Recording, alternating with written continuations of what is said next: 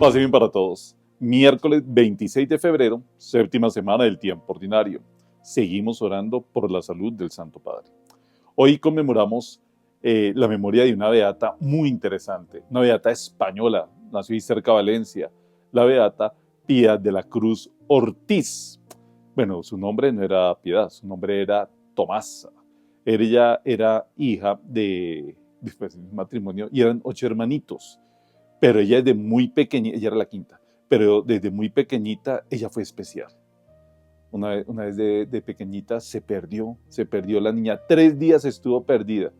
La familia angustiada y la encontraron en una cueva, la niña orando. Desde pequeña era un poco amiguera, le encantaba estar frente al Santísimo, ir a las iglesias, y ella sabía que iba a ser religiosa.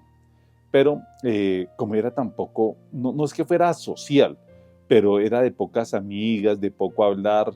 Cuando ella llegó a la edad para poder ingresar a un convento, en todos tuvo problemas. Primero, trató de ser hermana de la Sagrada Familia, no la aceptaron. Finalmente entró a las Carmelitas y unas biografías dicen que se enfermó, otras que la sacaron. Y bueno, pero ella perseverante, ella persistente. ¿Qué va a hacer entonces? Fundar su propia comunidad. La llamó las Terciarias Carmelitas y comenzó a crecer. Pero esa comunidad se dividió. Tanto que todas las hermanitas la dejaron sola, solo quedó ella con otra monjita. O sea, se acabó. Pero bueno, ella siguió orando y seguía con su firme propósito de fundar una comunidad religiosa. Estamos en el siglo XIX, ¿no? Y entonces ella nace en el 1842. Y ella, en esa época, la devoción que había a San Francisco de Sales, entonces va a fundar una comunidad religiosa inspirada en San Francisco de Sales, que la llamó Hermanas Salesianas del Sagrado Corazón. ¿Y por qué el Sagrado Corazón? Porque ella empezó a tener visiones, y una visión que tuvo fue que el Sagrado Corazón le enseñaba su hombro, y en el hombro entonces le decía, ayúdame a cargar la cruz. Y bueno, ella iba a recibir su inspiración para comenzar esta fundación que hasta hoy en día son las Hermanas Salesianas del Sagrado Corazón. Finalmente, ella muere un 26 de febrero del año de 1916. Vamos a las lecturas de hoy. La primera es tomada del libro del Eclesiástico, capítulo 4, versículos del 12 al 22. La sabiduría educa a sus hijos y se cuida de los que la buscan. El que la ama, ama la vida, y los que madrugan por ella se llenarán de gozo. El que la adquiere heredará la gloria, y donde quiera que vaya, el Señor lo bendecirá. Los que la sirven, sirven al Santo, y a los que lo aman, los ama el Señor. El que la escucha, juzgará a las naciones, y el que a ella se aplica, vivirá seguro. Si confía en ella, la recibirá en herencia, y sus descendientes la tendrán en posesión, porque al principio lo lleva por caminos tortuosos y lo escruta con cuidado. Le infunde miedo y temblor, lo atormenta con su disciplina, hasta que pueda confiar en él, y lo pone a prueba con sus exigencias, pero luego vuelve a él por el camino recto. Lo colma de alegría y le revela sus secretos, lo enriquecerá de ciencia y de conocimiento recto. Si él se desvía, lo abandonará y lo dejará a merced de su propia ruina. Palabra de Dios, te alabamos, Señor. Qué belleza, el libro del Eclesiástico, el libro de Ben Sirá. El autor de este libro es Jesús Ben Sirá, que al parecer un hombre que había viajado demasiado y pues tenía gran sabiduría. Y son los consejos que él da a su hijo, Jesús Ben Sirá. Y entonces, como acá estamos, desde ayer estamos hablando de la sabiduría, la personifica, pero la personifica primero como una mamá que cuida de sus hijos, que ama de sus hijos, que instruye a sus hijos, pero también la personifica como una maestra o un maestro que con disciplina lo va forjando, que con disciplina le va mostrando el camino, que con disciplina, si se desvía el camino, lo deja a su ruina, pero que si sabe responder, recibirá grandes premios. Nosotros, esta personificación de la sabiduría, en quién nosotros, bueno, todas estas categorías y toda esta descripción que nos da Ben Sirá sobre la sabiduría, ¿a quién se la podemos aplicar? A nuestro Señor Jesucristo. Y hay un texto hermosísimo. Si no se lo han leído, háganse ese favor.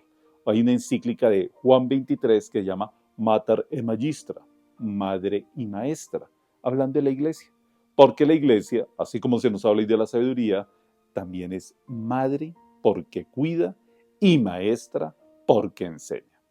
Vamos ahora al evangelio de hoy, muy cortico, pero muy profundo y muy fuerte. Es tomado del Evangelio según San Marcos, capítulo 9, solo son 2 versículos. Versículo del 37 al 39. En aquel tiempo, Juan dijo a Jesús: Maestro, hemos visto a uno que echaba demonios en tu nombre y se lo hemos querido impedir, porque no viene con nosotros. Jesús respondió: No se lo impidan, porque quien hace un milagro en mi nombre no puede luego hablar mal de mí. El que no está contra nosotros está a favor nuestro. Palabra del Señor, gloria a ti, Señor Jesús. El maestro sigue instruyendo, sigue formando a sus discípulos. Juan se le acerca a decirle que encontraron a unos expulsando demonios en su nombre. Celosos los discípulos. Bueno, y todavía encontramos mucha gente celosa, muchas personas que cuando se dan cuenta que fuera dentro del grupo, que fuera dentro de la parroquia, que fuera dentro de la agremiación, del apostolado o fuera de la iglesia, están haciendo cosas en nombre de Cristo, se indignan o sienten que no, y esos son celos. No hay nada más estéril que esas discusiones entre cristianos de diferentes iglesias. Hablemos de no sé, un metodista o bueno, cualquier iglesia neopentecostal, como se llama la iglesia neopentecostal o de una iglesia protestante, con algún católico o con algún ortodoxo o con un anglicano. Esas discusiones son tan estériles. Es verdad, hay un tiempo que fue la apologética, pero era un tiempo donde habían mártires, un tiempo donde la iglesia, bueno, todavía la iglesia está siendo perseguida en muchos lugares, en la India, en Nigeria, en Nicaragua, muy fuerte esa persecución de la iglesia. Ahí sí necesitan de apologistas, pero ponerme a discutir con hermanos cristianos por un versículo bíblico, eso, pues con todo el respeto a los que lo hacen, para mí no hay ninguna apologética, para mí, ¿no? Bueno, y para San Juan Pablo II. San Juan Pablo II en el año 95 escribió una encíclica que se llama Ut Unum Sint, basado en Juan 17, que todos seamos uno. Es una invitación preciosa a la comunión entre cristianos. Él lo hizo, él creo que fue en el año, no recuerdo, 1985, 1986.